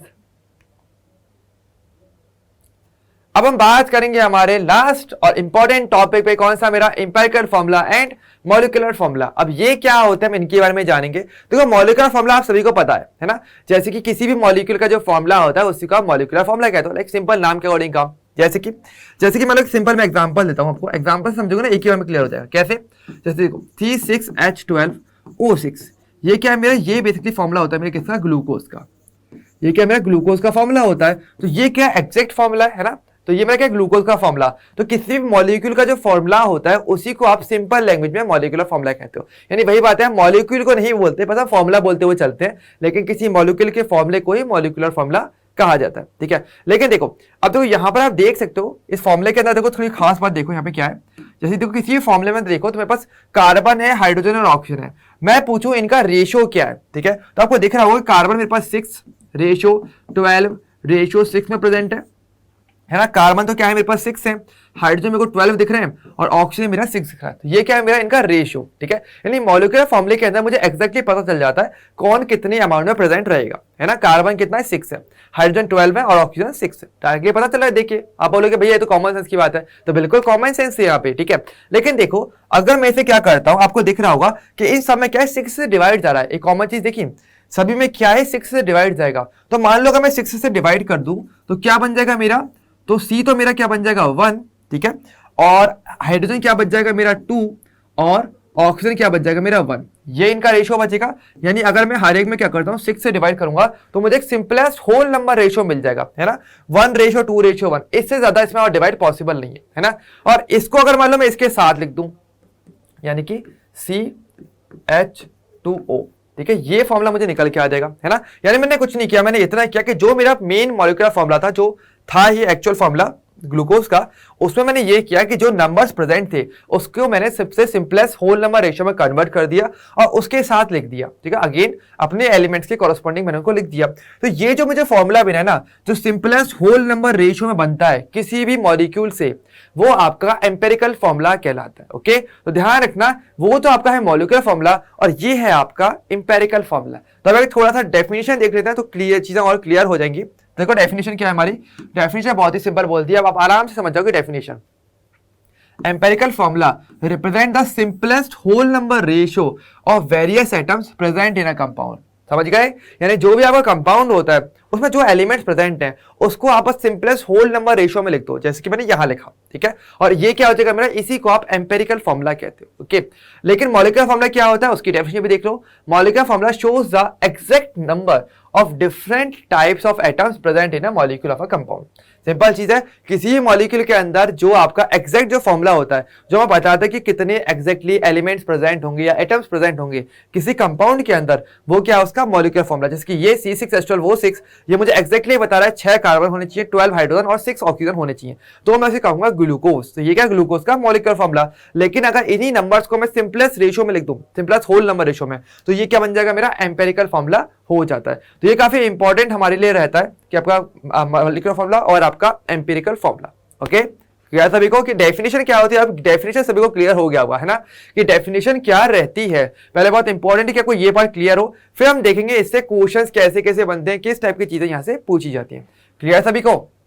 अब हम बात करेंगे हमारे आगे के जो आपका क्वेश्चन आपके एग्जाम में बनता है और जो यहाँ से पूछा जाता है, वो है आपका एम्पिरिकल फॉर्मूला या मॉलिक्यूलर फॉर्मूला को डिटरमाइन करने का। तो वो कैसे करते हैं, तो कोई चिंता की कोई बात नहीं है, कुछ स्टेप्स हैं, पर्टिकुलर स्टेप को फॉलो करोगे तो आपको गारंटीड अच्छे से आप आराम से क्वेश्चन बहुत इजीली सॉल्व भी करोगे एंड 100% सही रिजल्ट निकाल के लाओगे। ओके, देखो तो step to determine empirical formula, तो चिंता मत करो, आपके पास कभी आपको प्रॉपर्ली स्टेप बाय स्टेप बताएंगे एम्पिरिकल फॉर्मूला कैसे निकाला जाता है, किस टाइप का क्वेश्चन आपके पास आता है, ये भी हम प्रॉपर्ली डिस्कस करेंगे। ओके, देखो यहाँ पर थोड़ा सा इंपॉर्टेंट पार्ट है, ये कुछ ऐसा क्वेश्चन है जो आपके जेईई या नीट में पूछ लिया जाता है, वहां पे पूछा जाता है, और अगर आप जैसे स्कूल एग्जाम देते हो सिंपल, तो उसमें तो ये पूछे जाते ही जाते हैं। ठीक है, तो इंपॉर्टेंट है। देखो पहले हम थोड़ा सा क्वेश्चन देखेंगे, क्वेश्चन के अकॉर्डिंग देखेंगे कि हम कैसे एम्पिरिकल फॉर्मूला डिटरमाइन करने वाले हैं। ठीक है, तो पहले थोड़ा क्वेश्चन समझते हैं। क्वेश्चन ये देखो क्या दिया है आपको, अ कंपाउंड, देखो क्या दिया है, a compound contains 4.07% hydrogen, okay, 24.27% carbon and 71.65% chlorine. Okay, यानी देखो यहाँ पे क्या दिया है आपको, यहाँ पे एक कंपाउंड दिया है जिसमें आपको बताया गया है कौन कौन से एलिमेंट से मिलकर वो बना है और उनका परसेंटेज कंपोजिशन सबको दिया हुआ है। सभी को दिख गया ना, परसेंटेज कंपोजिशन दिया हुआ है, मतलब हमारा जो कंपाउंड है उसके अंदर हाइड्रोजन, कार्बन और क्लोरीन होगा और हर एक का परसेंटेज दिया हुआ है, यानी कि परसेंटेज कंपोजिशन दिया हुआ है। आपको क्या पूछेंगे, आपसे पूछा जाएगा what is the empirical formula. तो इस टाइप का क्वेश्चन आता है। तो एम्पिरिकल फॉर्मूला डिटरमाइन करने के लिए क्वेश्चन ऐसे आएगा कि आपको हमेशा परसेंटेज कंपोजिशन दिया जाएगा, ठीक है, और उससे आपको निकालना पड़ेगा अपना एम्पिरिकल फॉर्मूला। क्लियर है। अब देखो कैसे निकालते हैं, तो स्टेप फॉलो करेंगे। तो पहले हम देखेंगे अपना स्टेप नंबर फर्स्ट और उसके अकॉर्डिंग हम एम्पिरिकल फॉर्मूला निकालेंगे। ओके, तो स्टेप क्या है एक एक करके हम देखते हैं। पहला स्टेप क्या बोलता है, सबसे पहला स्टेप बहुत ही सिंपल है, conversion of mass percent two grams, यानी कुछ नहीं करना, जो भी हमें मास परसेंटेज, अब देखो परसेंटेज कंपोजिशन नहीं, मास के बेसिस पे तो मास परसेंट भी बोल सकता हूं, तो जो भी आपको परसेंटेज दिया है पहले आपको उसको ग्राम्स में कन्वर्ट करना है। कैसे करना है, बहुत सिंपल तरीका है, ध्यान से देखना। देखो जिसका जितना परसेंटेज दिया है ना उसको बस उतना ही ग्राम्स में लिख देना, काम हो जाएगा, पहला स्टेप कंप्लीट। यानी कि जैसे देखो हाइड्रोजन मुझे कितना दिया है, हाइड्रोजन मुझे दिया है 4.07% दिया ना, तो इसका ग्राम्स कितना हो जाएगा, कुछ नहीं करना, परसेंटेज हटा दो, उसकी जगह पे ग्राम लिख दो, क्या हो जाएगा आपका 4.07 ग्राम्स। बस हो गया, इतना ही है, यही आपका फर्स्ट स्टेप है। ठीक है, और ये हर एक के लिए करना है, तो हाइड्रोजन के लिए कर दिया, कार्बन के लिए आ जाएगा 24.27% दिया है, तो ग्राम क्या हो जाएगा इसका 24.27 ग्राम हो जाएगा। सिंपल चीज, कोई मेहनत नहीं है। ठीक है, तीसरा क्या है मेरा, क्लोरीन दिया ना, तो क्लोरीन के लिए कर लो सेम चीज, कितनी मेहनत है, क्या लिखा है यहाँ पे 71.65 है ना, 71.65% लिखा है, तो उसका ग्राम क्या हो जाएगा 71.65 ग्राम। तो पहला स्टेप यहां पर आपका कंप्लीट हो जाता है। ठीक है, तो फर्स्ट स्टेप में इतना ही करना है, जो भी परसेंटेज दिया था उसको बस आप ग्राम लिख दोगे, परसेंटेज का सिंबल हटाओगे, ग्राम लिख दोगे, ये आपका फर्स्ट स्टेप हो जाता है। क्लियर सभी को, आई होप फर्स्ट स्टेप सभी को क्लियर होगा, सिंपल स्टेप। सेकेंड स्टेप क्या बोलता है, कन्वर्ट, सेकेंड स्टेप क्या बोलता है, convert into number moles of each element, यानी आपको ये करना है कि तो हमने ग्राम्स तो निकाल लिया, लेकिन आपको याद होगा भाई इस केमिस्ट्री के अंदर बात करेंगे तो सबसे ज्यादा यूज आप किसके करने वाले हो, मोल्स का, है ना, तो ग्राम्स पता है तो ग्राम से फिर आप मोल बना सकते हो, है ना, तो हम यही करेंगे सेकंड स्टेप में। फर्स्ट स्टेप में जब मुझे ग्राम्स पता चल गया तो सेकंड स्टेप में मैं उसी ग्राम्स को मोल में कन्वर्ट करूंगा, और कैसे कन्वर्ट करते हैं, आपको मोल का फॉर्मूला पता ही है ना, तो मोल का फॉर्मूला क्या होता है उससे आप कर सकते हो। ठीक है, तो अब बात करेंगे स्टेप नंबर सेकंड की, तो क्या करना है आपको, मोल में कन्वर्ट। ठीक है, तो देखो आपको फॉर्मूला पता है सभी को, मोल का फॉर्मूला क्या होता है, तो मोल इक्वल टू क्या होता है मेरा, मास यानी ग्राम्स अपॉन में क्या है, मोलर मास, है ना, यही तो रहता है मेरे पास, mass in grams divide by molar mass, इससे आप मोल्स निकाल सकते हो, है ना, मोल निकाल तो इजी काम है, हमें पता ही है, फॉर्मूले के अकॉर्डिंग वैल्यूज रखनी है ना। अब देखो हम जानते थे वो हर एक के लिए चीजें दी हुई हैं, बस हमें रखना है। जैसे कि हाइड्रोजन की अगर मैं बात करता हूं तो कितना मास मुझे दिया है, 4.07 दिया है ना, यानी 4.07 ग्राम्स आपको दिया।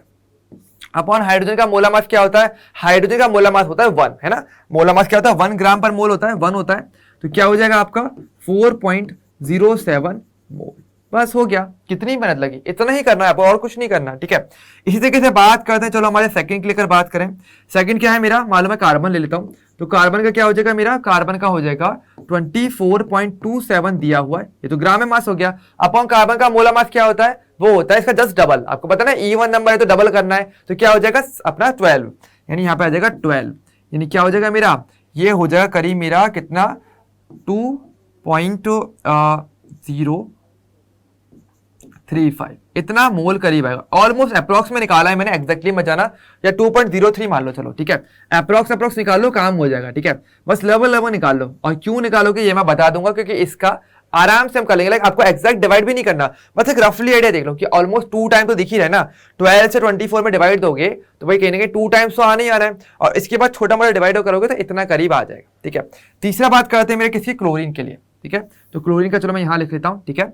तो क्लोरीन का क्या होता है मेरा, क्लोरीन का क्या हो जाएगा मेरा, इसका क्या मास दिया है 71.65 एंड डिवाइड बाय क्लोरीन का क्या होता है, आपको याद होगा क्लोरीन मैंने एक्सेप्शन से में लिखवाया था, क्या था हमारा 35.5, और डिवाइड दोगे तो करीब क्या आएगा आपका, ये भी करीब इतना ही आएगा, 2.03 समथिंग ही आएगा, 2.03 मोल, ठीक है। तो हमने क्या किया, सेकंड स्टेप में कुछ नहीं करना, फर्स्ट स्टेप से जो हमने ग्राम्स निकाला है उसी को सेकंड स्टेप में आप मोल में कन्वर्ट करोगे। और क्यों करते हैं आपको पता ही है यार, सबसे ज्यादा चीज ग्राम्स में नहीं चलती है, हम उसे हमेशा मोल में कन्वर्ट करती हैं। ये तो मैं कई बार बोला है, कभी भी अमाउंट आ जाए, अब अमाउंट को हमेशा मोल में कन्वर्ट करके ही अपने क्वेश्चन करोगे, ओके। तो हमने मोल में कन्वर्ट कर दिया।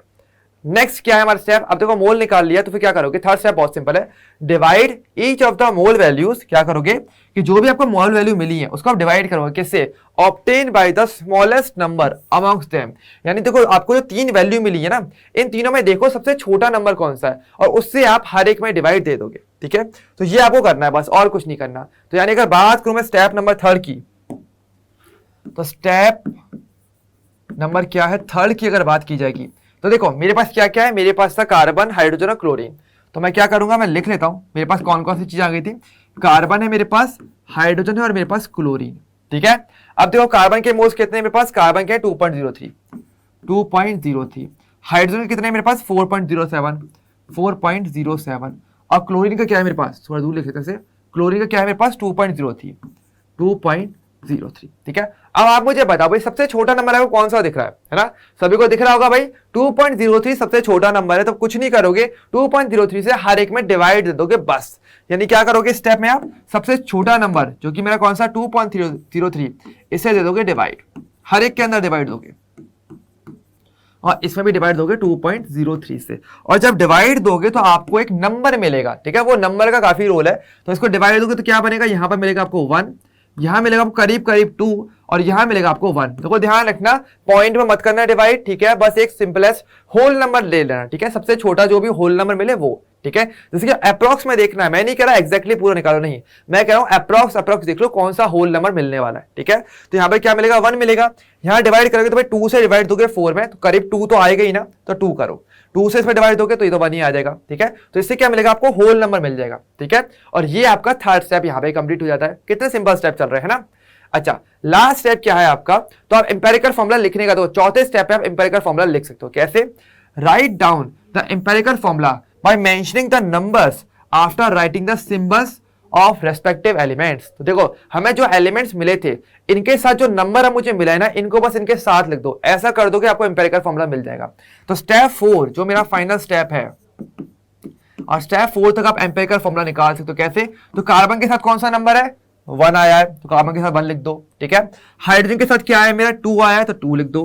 क्लोरीन के साथ 1 आया है तो 1 लिख दो, बस ये हो गया हमारा काम। ये मेरा क्या है, एम्पेरिकल फॉर्मूला। और देखो नॉर्मली हम 1 को दिखाते ही नहीं है, आपको पता होगा 1 को हम नॉर्मली नहीं लिख रहे होते, तो आपको ऐसे भी लिख सकते हो CH2Cl।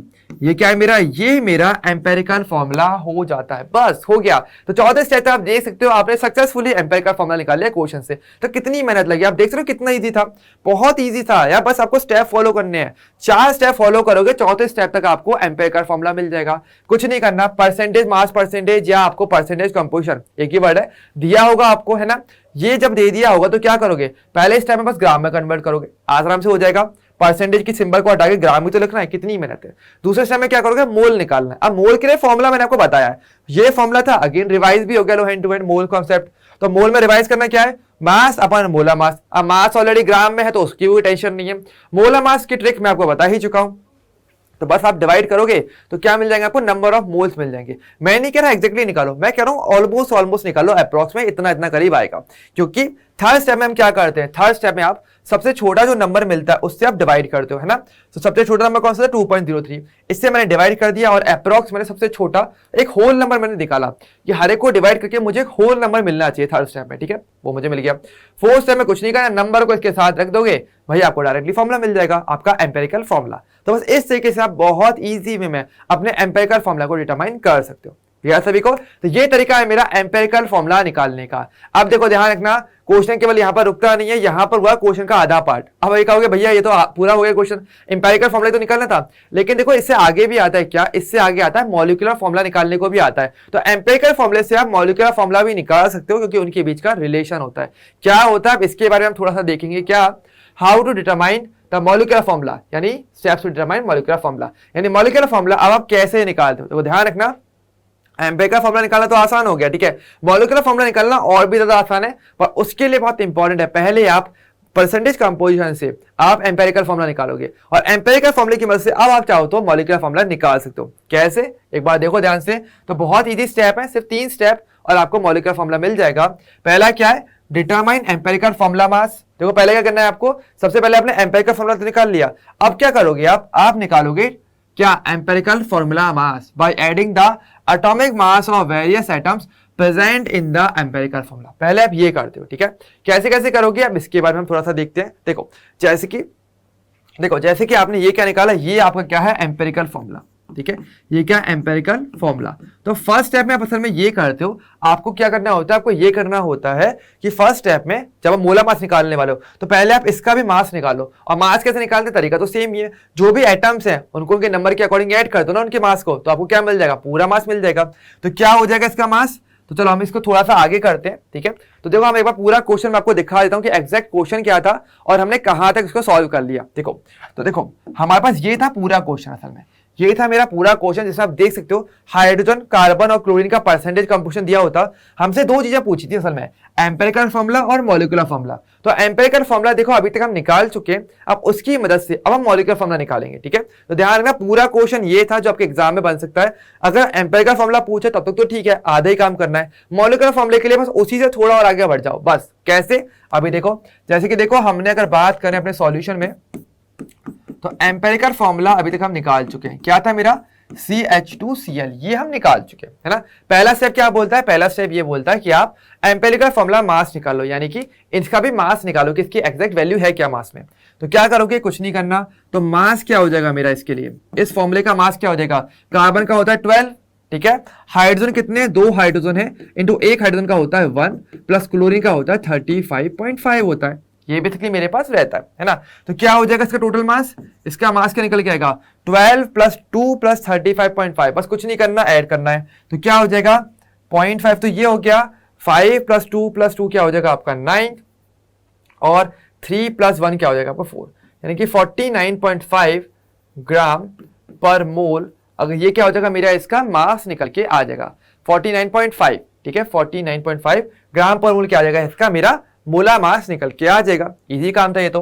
अच्छा नेक्स्ट स्टेप क्या बोलता है, divide molar mass by empirical formula and get an. अब देखो एन क्या होता है, एन बहुत इंपॉर्टेंट चीज, एन क्या, नंबर। अब देखो ध्यान दो, ये तो क्या आपका फर्स्ट स्टेप, ये तो क्या होगा आपका स्टेप नंबर फर्स्ट, बहुत इजी वे में कंप्लीट भी हो गया, ठीक है। अब बात करते हैं मेरे स्टेप सेकंड की। स्टेप सेकंड देखो बहुत ईजी है, ठीक है। देखो ध्यान दो, अगर कभी भी आपको एम्पेरिकल फॉर्मूले से अगर मॉलिक्यूलर फॉर्मूला निकालना है तो आपको हमेशा मोलर मास पता होना चाहिए, ठीक है। बिना मोलर मास पता करे आप कभी भी डायरेक्टली मॉलिक्यूलर फॉर्मूला नहीं निकाल सकते। अब देखो क्वेश्चन के अंदर देखो हमें मोलर मास दिया है, देखो ये रहा, इट्स मोलर मास इज 98.96 ग्राम, यानी जो भी कंपाउंड है अगर उसका मोलक्यूलर फॉर्मूला निकालना है तो उसके लिए आपको उसका सही मोलर मास पता होना चाहिए, ठीक है। ये हमें पता है, एम्पेरिकल फॉर्मूला का मास पता है, तो हम क्या निकालेंगे, एन निकालते हैं।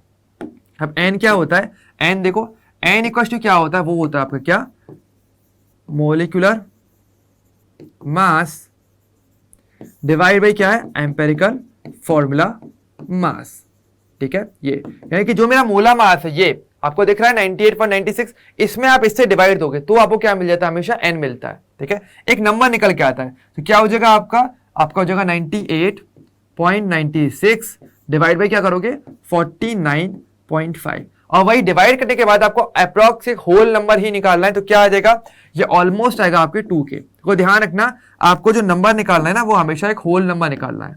ये नंबर कैसे होना चाहिए, ये एक होल नंबर ही होना चाहिए, ठीक है। तो इससे आप चाहो तो करेक्शन भी कर सकते हो, अगर इनकेस लगता है एग्जाम में जैसे आप कर रहे हो और आपको लग रहा है कि यार होल नंबर नहीं आ रहा, तो तुरंत समझ जाना कहीं ना कहीं कुछ ना कुछ गड़बड़ है। तो इससे आप तुरंत की तुरंत चीजों को सही भी कर सकते हो, ये काफी अच्छा तरीका होता है अपने आंसर्स को चेक करने के लिए। ओके, तो यहाँ पर हम क्या निकालेंगे, पहले हम होल नंबर निकालते हैं सेकंड स्टेप के अंदर। ओके, तो हमने देखो सेकंड स्टेप के अंदर क्या किया, हमने होल नंबर को निकाल लिया है ना। अब होल नंबर से देखो आप चाहो तो बहुत आराम से अब थर्ड स्टेप में फाइनली डायरेक्टली क्या कर सकते हो, एम्पेरिकल फॉर्मूले से अपना मॉलिक्यूलर फॉर्मूला निकाल सकते हो। कैसे, multiplying empirical formula by n obtain above to get the molecular formula, यानी कि जो एम्पेरिकल फॉर्मूला था उसमें बस आपको n से मल्टीप्लाई करना है। कैसे, तो देखो जो थर्ड स्टेप है आपका, स्टेप नंबर थर्ड, ठीक है, जिसमें आप क्या कर सकते हो, तो यहां पर देखो चाहो तो एक फॉर्मूला के तौर पे भी आप लिख सकते हो। क्या, तो आप ये लिख सकते हो कि आपका जो मॉलिक्यूलर फॉर्मूला होता है, मॉलिक्यूलर फॉर्मूला वो क्या होता है, वो होता है n इंटू में एम्पिरिकल फॉर्मूला, ठीक है, ये चीज। तो आप इस फॉर्मूले से भी चाहो तो डायरेक्टली कर सकते हो, ठीक है। भले मैंने इसे फॉर्मूले फॉर्म में लिख दिया, लेकिन ऐसे मल्टीप्लाई फॉर्म में, लेकिन वही है कि आप इसे डायरेक्टली भी कर सकते हो। ठीक है, कैसे, देखो सिंपल चीज है। तो मॉलिक्यूलर फॉर्मूला मेरा क्या हो जाएगा, देखो तो मॉलिक्यूलर फॉर्मूला इक्वल टू क्या हो जाएगा, एन की वैल्यू क्या थी 2 इंटू एम्पेरिकल फॉर्मूला मेरा क्या आया था, तो जो हमने निकाल लिया था CH2Cl, है ना। तो क्या करोगे, CH2Cl से मल्टीप्लाई कर दोगे, और इफेक्ट कहां पे पड़ेगा, इनके नंबर्स पे। सिंपल बात है ना, नंबर्स में चेंज करना है। तो कार्बन कहना था 1 था हमारे पास, हाइड्रोजन 2 है और क्लोरीन 1 है। तो अगर मैं 2 से मल्टीप्लाई करूंगा तो इनके नंबर्स में चेंज आएगा। तो क्या आ जाएगा, कार्बन तो 2 हो जाएंगे, हाइड्रोजन क्या हो जाएगा 2 इंटू 2 4 हो जाएगा, और क्लोरीन क्या हो जाएगा 2।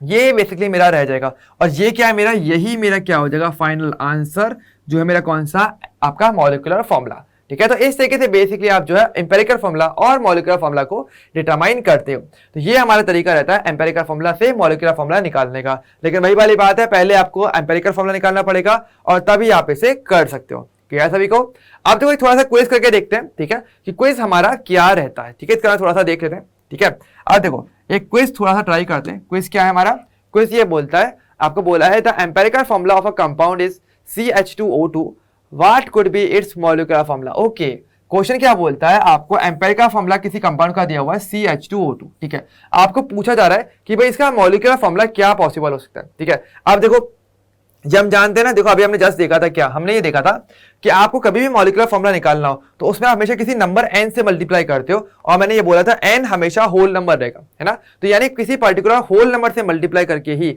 आप मॉलिक्यूलर फॉर्मूले को निकाल सकते हो। यानी कि अगर मान लो मुझे जैसे इस नंबर से कोई मॉलिक्यूलर फॉर्मूला का निकालना हो तो इस पे हमेशा किसी न किसी होल नंबर से मल्टीप्लाई होगा, जो 1 2 3 4 कुछ भी नंबर हो सकता है, और उसी के अकॉर्डिंग मेरे को मॉलिक्यूलर फॉर्मूला देखने को मिलेगा। यानी कि जैसे कि मान लो आपका CH2O2 है ना, तो ये तो क्या है मेरा एम्पेरिकल फॉर्मूला। ठीक है, अगर मान लो मुझे इसमें मल्टीप्लाई करूं मैं 2 से, तो क्या मिलेगा मुझे, तो मुझे मिलेगा C2H4O4, ये मुझे मिल सकता है। ये एक पॉसिबल मॉलिक्यूलर फॉर्मूला है, लेकिन वही ना n की वैल्यू के बेसिस पे पता चलेगा। अब एक एम्पेरिकल फॉर्मूला किसी के लिए भी हो सकता है, सिंपल चीज। अगर मान लो मैं यहाँ पे 3 से मल्टीप्लाई कर दो तो क्या मिलता है मुझे, C3H6O6 मिल जाता। तो ये भी क्या है, मॉलिक्यूलर फॉर्मूला हो जाता। तो ध्यान रखना, एम्पेरिकल फॉर्मूला किसी भी मॉलिक्यूलर फॉर्मूले के लिए हो सकता है। यानी देखो दोनों के लिए अगर देखें तो मॉलिक्यूलर फॉर्मूला तो अलग अलग है, ये अलग कंपाउंड है, ये अलग कंपाउंड है, दोनों के लिए एम्पेरिकल फॉर्मूला लेकिन एक ही पॉसिबल हो सकता है। क्योंकि हम क्या करते हैं एम्पेरिकल फॉर्मूले में, सिंपलेस्ट होल नंबर रेशियो देखते हैं और कुछ नहीं देखते। तो यानी अगर बात करें इन ऑप्शंस में, तो देखो C2H2O2 ये तो पॉसिबल ही नहीं है ना, ये तो हो ही नहीं सकता। अगर मैं इसमें 2 3 या 4 किसी से मल्टीप्लाई करूं तो ये फॉर्मूला तो आएगा ही नहीं, तो ये तो है ही नहीं। तो इसको हम क्रॉस कर देते हैं। C2H2O4 तो ये भी नहीं हो सकता। अगर मान लो मैं 2 से मल्टीप्लाई करूं तो हाइड्रोजन मेरे पास 4 होने चाहिए थे, तो ये भी नहीं है।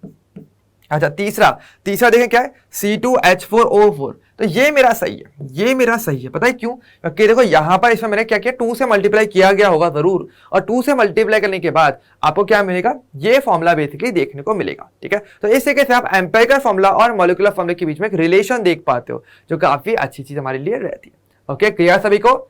ओके और इसी के साथ अगर देख रहे हैं तो हमारा आज का सेशन कंप्लीट हो जाता है। सो थैंक यू एवरीवन, आज का सेशन हमारा कंप्लीट हो गया और सेशन के साथ ये जो हमारा चैप्टर था, फर्स्ट चैप्टर, वो भी हमने कंप्लीट कर लिया है। तो आई होप सभी को मजा आया होगा, आपने सारे लेक्चर्स अच्छे से देखे होंगे। किसी ने नहीं देखे हो प्लीज प्लेलिस्ट में देख लेना एंड सारे लेक्चर्स अच्छे तरीके से, एंड होमवर्क सभी लोग करना क्योंकि वो बहुत इंपॉर्टेंट रहता है। इसके क्वेश्चंस आपको मैं होमवर्क में जरूर दूंगा क्योंकि यहां से क्वेश्चंस आपके एग्जाम में पूछे जाते हैं, जेईई नीट में भी आते हैं ऐसे क्वेश्चंस, एंड इसके अलावा आपके सिंपल स्कूल लेवल के जो एग्जाम्स होते हैं वहां पर भी ऐसे क्वेश्चन बहुत देखने को मिलते हैं। तो अच्छे से आपको करना है, ठीक है। वीडियो को लाइक जरूर करना, शेयर करके रखना एंड चैनल को सब्सक्राइब रखना नए चैप्टर के लिए। एंड कोई डाउट हो तो आप इंस्टाग्राम आईडी पे कभी भी पूछ ही सकते हो। ओके, तो अब हम मिलेंगे नेक्स्ट चैप्टर में नए सेशन में, तब तक के लिए bye bye and take care.